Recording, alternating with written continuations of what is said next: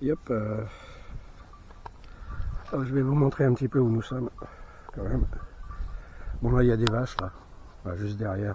Elles étaient de l'autre côté, par là, elles ont suivi, puis elles sont arrivées là. Vous entendez les cloches. Donc, je vous montre où on est. Là, je fais vite le topo. Regardez, ça c'est majestueux, hein. Elle est énorme. Nous avons Titane qui est ici.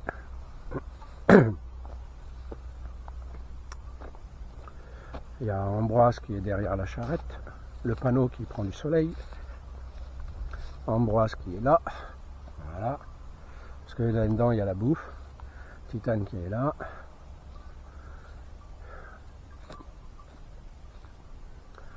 Voilà. Vous voyez, c'est beau, hein. Donc là-bas il y a la route. Là-bas il y a la route. Et la frontière est de ce côté-là. On est à 4 km et nous sommes dans le Monténégro.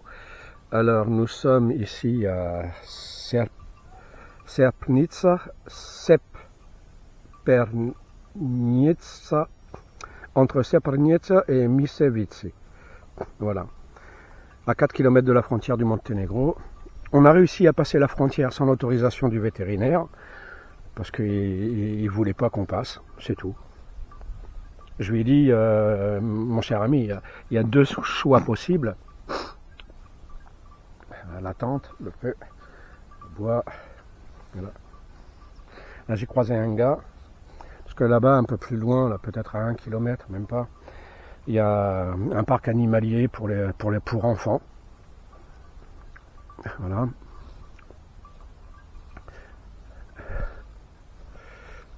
Donc, quand nous avons passé la frontière,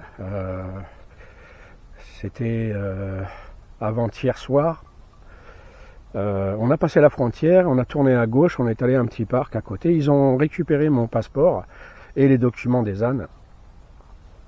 Et ils m'ont dit, bon, bah, le vétérinaire sera là demain matin à 7 h.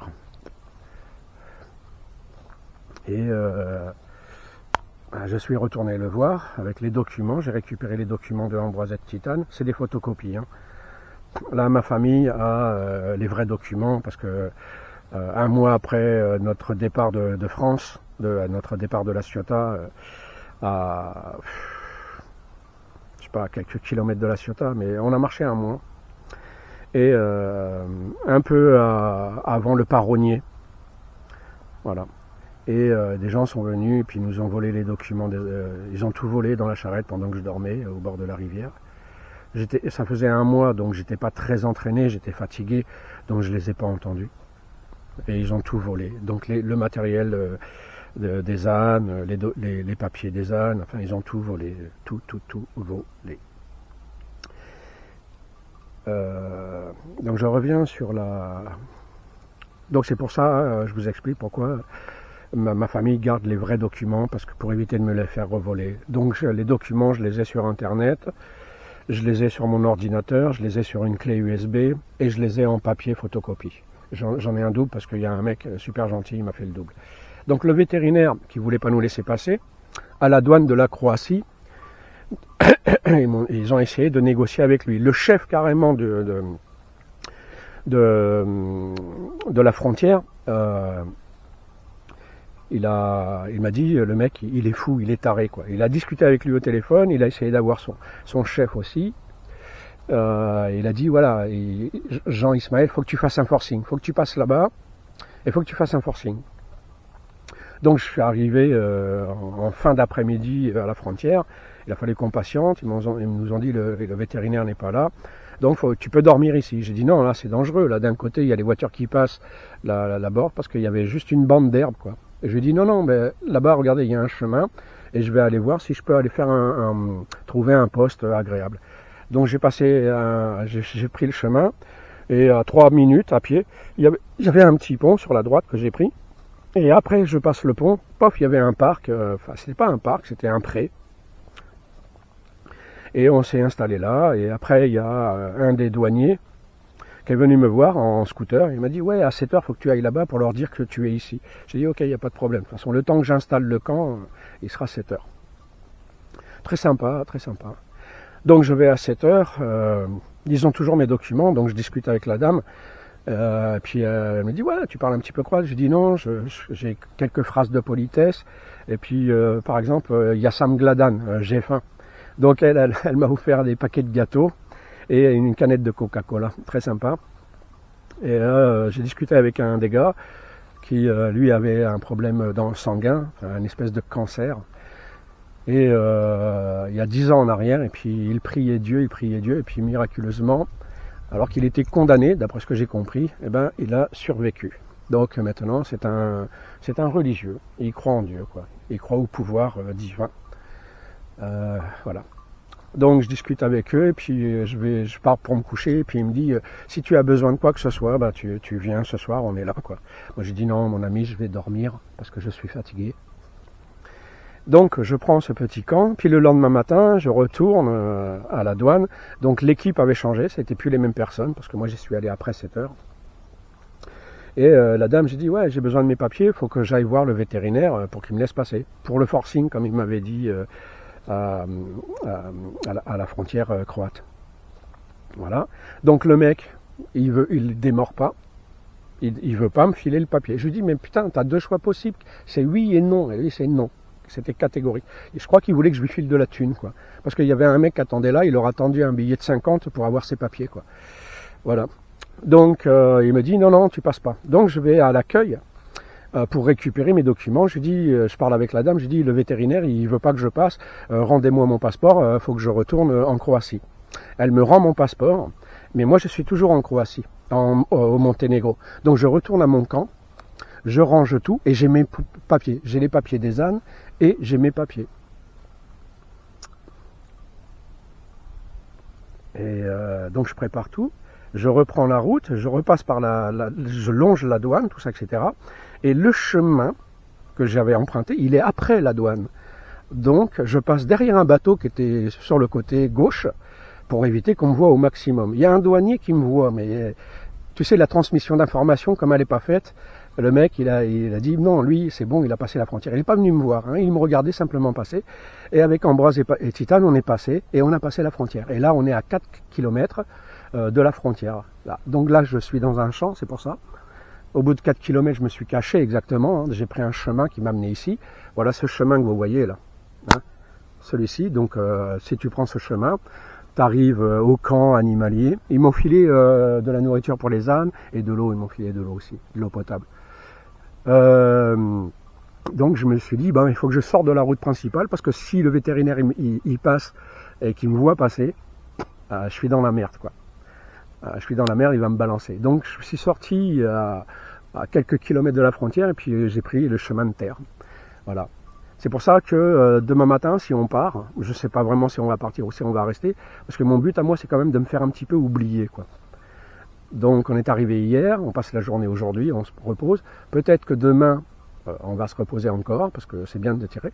Mais on va prendre un chemin, donc il y a la route, il y a ce chemin qui continue, et ça va longer un canal, il y a un canal, très, très difficile d'accès pour l'eau, et on va tourner à droite et on va partir dans les montagnes.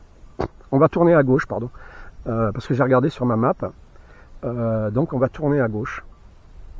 Et on va passer par les montagnes, par les petits chemins de montagne, de façon à ce qu'on n'arrive pas sur cette M1. Elle s'appelle M1, c'est son nom sur la carte.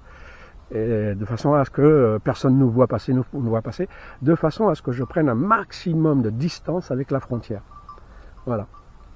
Donc on a réussi à passer en loose day, comme on dit chez nous, à la Ciotat, à la sauvette, normalement, j'ai pas l'autorisation vétérinaire, mais je suis quand même passé et franchement, je suis trop content, j'ai réussi à passer la frontière.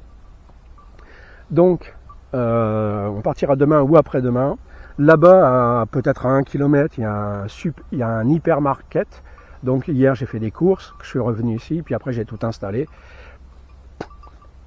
Voilà, vous voyez, j'ai fait un feu, c'est pour ça, parce que je l'ai fait exactement ici. Parce que là, je suis protégé. Là, il n'y a pas de maison de ce côté-là. Il n'y a pas de maison. Ici, je suis protégé de la route. Il y a une petite route qui passe. Elle est en béton. C'est une route bétonnée. Il n'y a pas de goudron. Et là-bas, il y a plein de maisons. Là-bas. Il y a plein de maisons que vous pouvez voir. Donc, j'ai positionné le feu sur un axe où il ne soit pas visible. Là, le chemin, là, à un petit moment donné, on peut voir la tente. Parce que quand je suis arrivé, j'ai vu la tente. Mais le feu, on ne le voit pas. Parce qu'il est décalé, il est là. Et que la tente, elle est là, et elle est dans un autre axe, ici. Voilà. Vous voyez la route, là, en bas? Ouais, je regarde, ouais. Voilà. Là, ça, c'est du béton. Hein. Donc là, on voit la tente. Mais on ne voit pas le feu. Parce que dès que je me rapproche du feu, l'angle change. Et pof, je suis derrière ce gros buisson. Là. Tout ça. Là. Donc je suis protégé. Là-bas, il y a une maison, il y a quelques maisons, mais elles ne me verront pas. Donc le soir, c'est prohibé de faire du feu, pour moi. La journée, je peux, mais le soir, non. Et là-bas, il y a des maisons. Et là-bas, il y a un village. Donc c'est ça qui est hyper important, c'est qu'on ne me voit pas, quoi. Que je réussisse à me faire oublier, parce qu'on est à 4 km de la frontière, et c'est facile de retourner en arrière si la police nous accompagne. Hein. Et je te garantis que la police nous accompagnera, elle roulera doucement derrière nous jusqu'à ce qu'on arrive à la frontière et qu'on se fasse expulser. Donc nous, on va passer là-dedans. On va aller par là, à moins d'1 kilomètre, et on passera derrière cette butte là, ça fera cette colline, et on tournera là-bas et puis on passera dans les montagnes. Et c'est là où que la police n'est pas. Parce que quand tu es sur une grande nationale, par exemple, je sais pas, une route, une grosse artère, les gens, on les dérange. Ah, on va pas assez vite à cause de toi, en gros. Et ils appellent la police. Et la police, elle vient, puis après, elle fait... Mais quand tu es sur des petits chemins comme ça, tu déranges personne, et personne n'appelle la police. Voilà.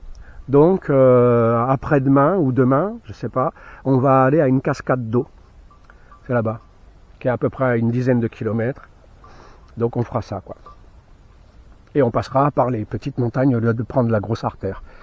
Parce qu'à chaque fois que je consulte ma map avec le téléphone, il me fait passer par l'artère. Alors moi je regarde un petit peu au compte-gouttes les endroits où je dois tourner, même si c'est un peu difficile, on y arrivera. Les jerrycans d'eau seront vides. Voilà, ça lui fera quelques kilos de moins à titane à tracter si ça monte un peu. Wally Walou. Donc vous savez où nous sommes. Voilà. Hop là, la vache elle est juste là. Moi je la vois, je ne sais pas si vous la voyez vous, elle est derrière ça. Il y a gling gling, dégling, dégling. Voilà. Alors je ne sais pas quelle date on est, je vais vous dire ça. On est le jeudi 9 avril et hier j'ai essayé de contacter les amis, j'ai plus de forfait. Donc jeudi 9 avril, même pas, jeudi 8 avril, plus de forfait. Voilà, voilà. Allez, j'espère que vous êtes compréhensifs. Si je n'appelle plus et que je donne plus de nouvelles, parce que je ne peux pas. Voilà, allez, ciao à tous les amis. Bisous à la France, à l'Italie, à la Slovénie, à la Croatie. Bisous à vous tous. Ciao, ciao les amis. Titane, tu fais un petit coucou? Un mot de fin? I-an? Ok.